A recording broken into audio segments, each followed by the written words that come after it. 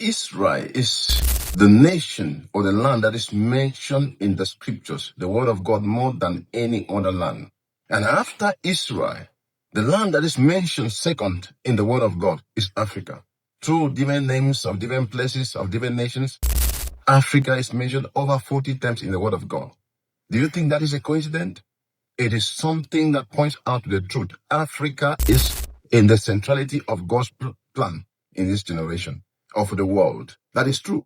I mentioned to you, not that Africa is going to save the world because the Jesus Christ is the true savior of the world, but that Africa is, humanly speaking, a rescuing land, proven through the scriptures, proven through in history, more than any other place that in the different continents of the world.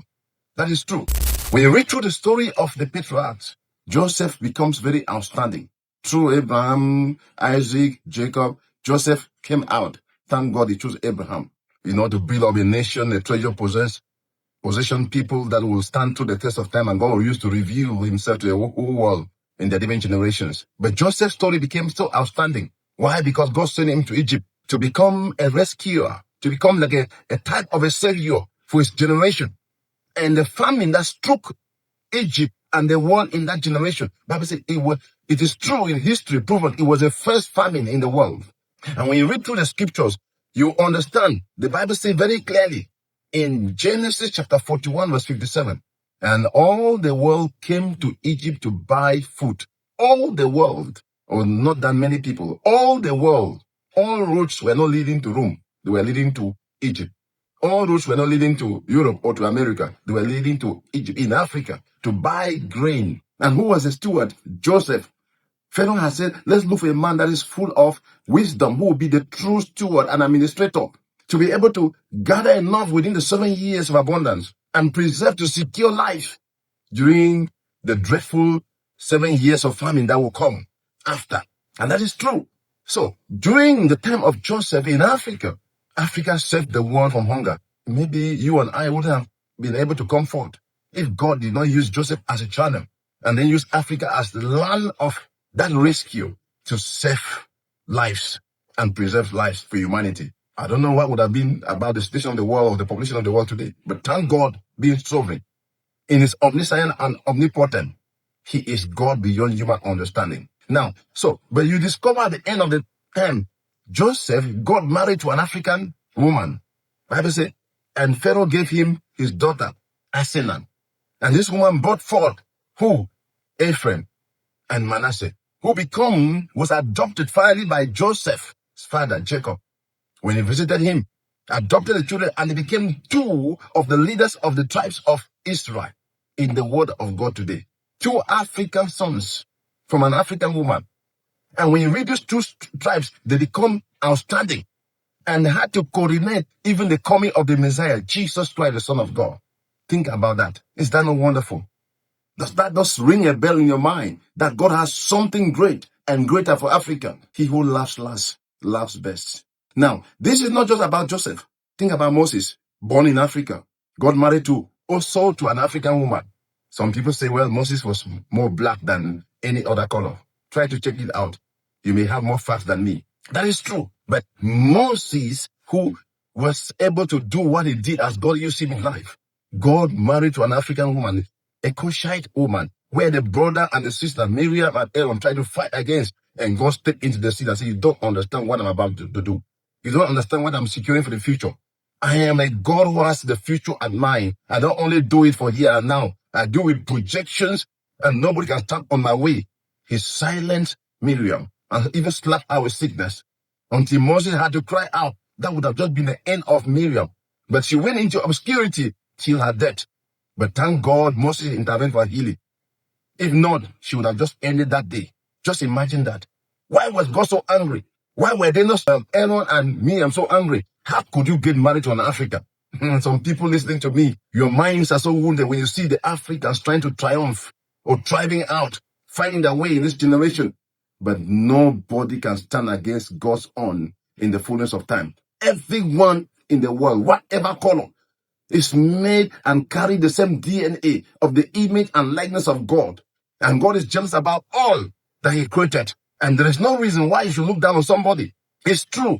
Joseph did not only save the world in that generation, Moses did not only come and then became who he was. Jesus Christ in Matthew chapter 2, I pointed out, was refuge in Africa. Why was he not refuge in some other great nation of the world?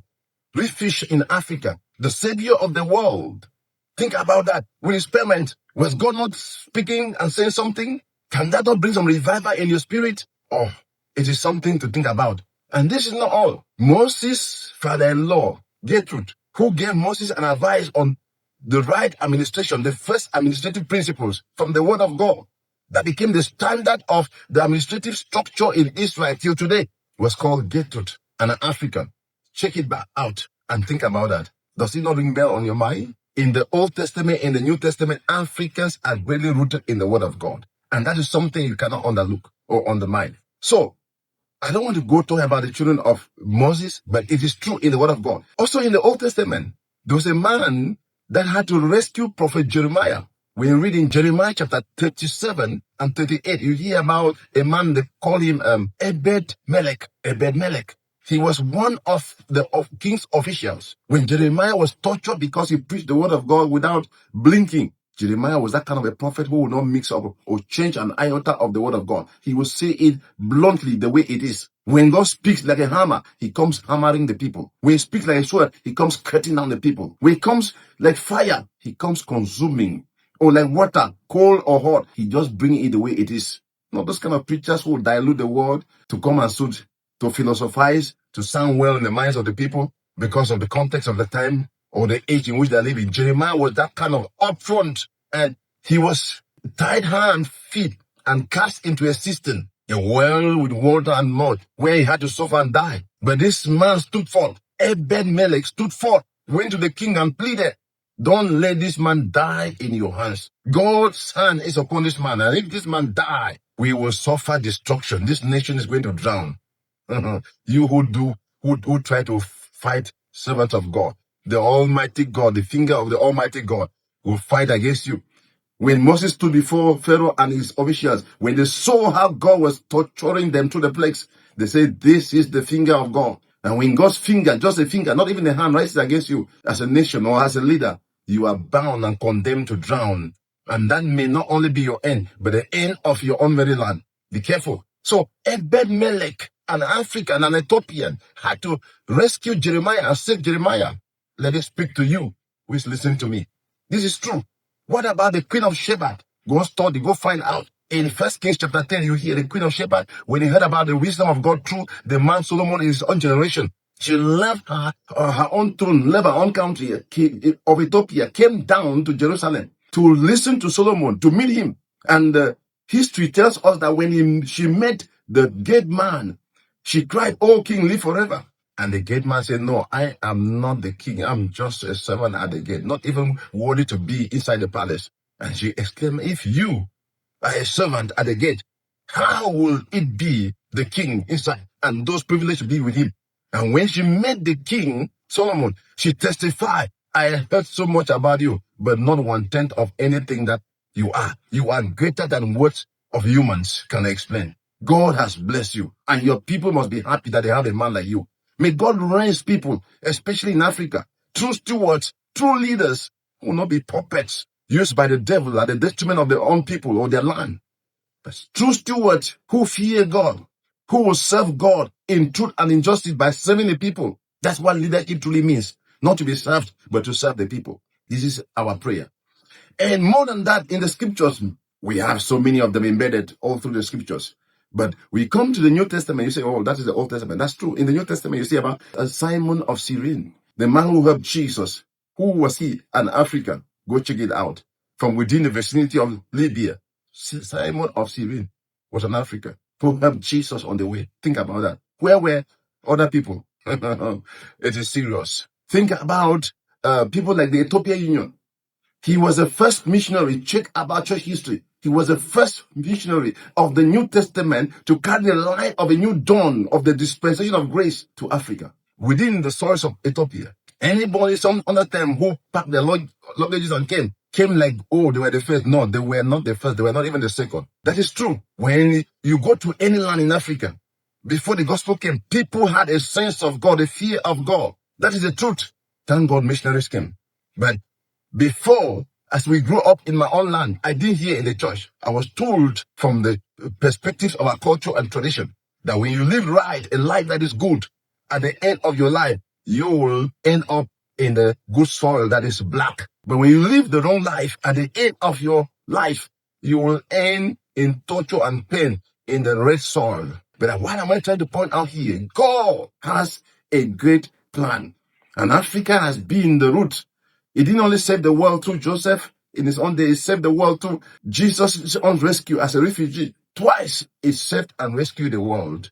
But some people think and talk down about Africa. But it is in the center of God's plan. Is this not wonderful? Something to think about. You must have heard civilization started in Africa. That is true. And a lot of distortions have been made. You read documents here and there, you see argument and controversy. It is not truly, it was somewhere in the Middle East, this and that and that. But the truth of it remains the truth. You can fight the truth. The truth may be very slow. It may not be faster than a lie. But the truth is that it will overtake the lie. Lie will come when it first light, it withers off. But the truth is, like some people say, langsam, gentle, slow, but steady. And no matter how it delays, it comes true. No matter how long the night is, there is coming a dawn of a new day. And when that new day comes, darkness cannot stand.